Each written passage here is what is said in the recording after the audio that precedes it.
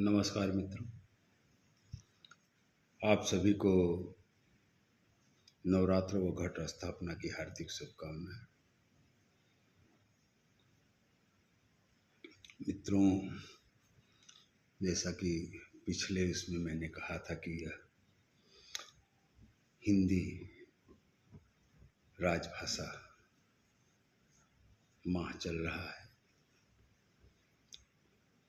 तो हमने अपनी बात पिछले इसमें छोड़ी थी कि हमारे देश का नाम क्या होना चाहिए। 3 नाम हैं हमारे देश के: इंडिया, हिंदुस्तान, भारत।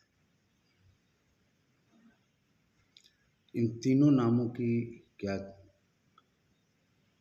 हैं और विशेषताएं हैं, क्यों हैं और क्यों ये इनमें से 2 नाम नहीं होने चाहिए और 1 नाम होना चाहिए।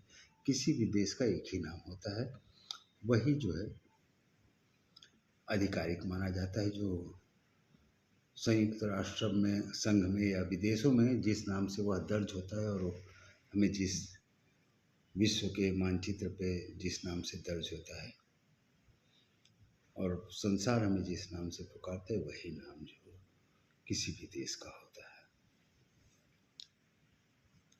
तो आज हमें यह जरूर तय करना चाहिए कि हमारा क्या नाम होना चाहिए।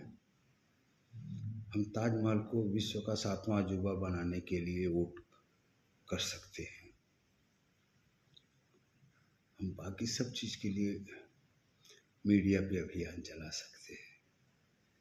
हम इसलिए क्यों नहीं चला सकते कि हमारे देश का एक ही नाम हो, चाहे इंडिया हो, चाहे हिंदुस्तान हो, चाहे भारत, लेकिन हो एक ही नाम। अब क्या नाम होना चाहिए, इस पर हमारी यह चर्चा होगी। मित्रों, पहले नाम का अर्थ हमें जानना चाहिए कि उस नाम के मायने क्या है। तो सबसे पहले हम नाम लेते हैं हिंदुस्तान का। हिंदुस्तान का अर्थ क्या है? हिंदुस्तान 2 शब्द हैं, यानी हिंदुओं का स्थान, जहाँ हिंदू रहते हैं। तो ये गलत है।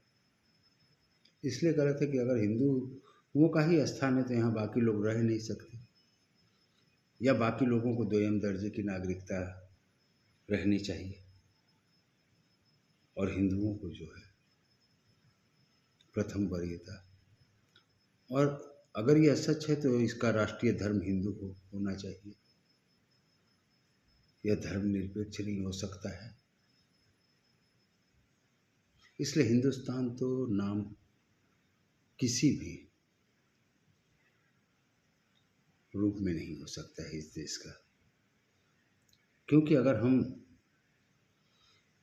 अपने आप को धर्मनिरपेक्ष मानते हैं और सबको साथ लेकर चलने की बात करते हैं, तो हिंदुस्तान इस देश का नाम नहीं होना चाहिए।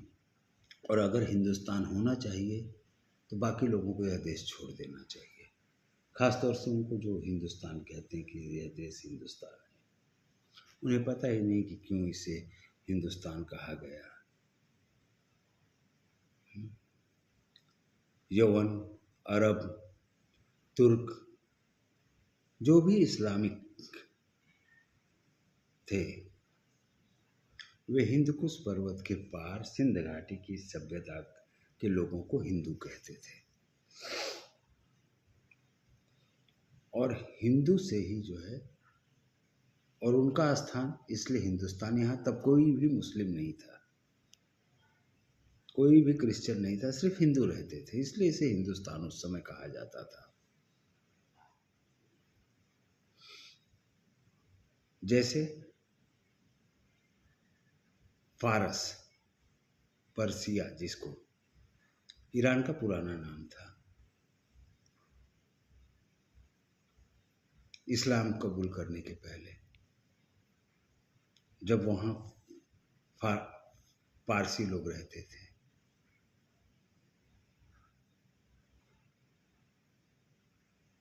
तब। लेकिन इस्लाम कबूल करने के बाद उसका नाम बदल कर उसकी सभ्यता बदल गई। सब सारे बदलाव के बाद उसका नाम ईरान पड़ गया।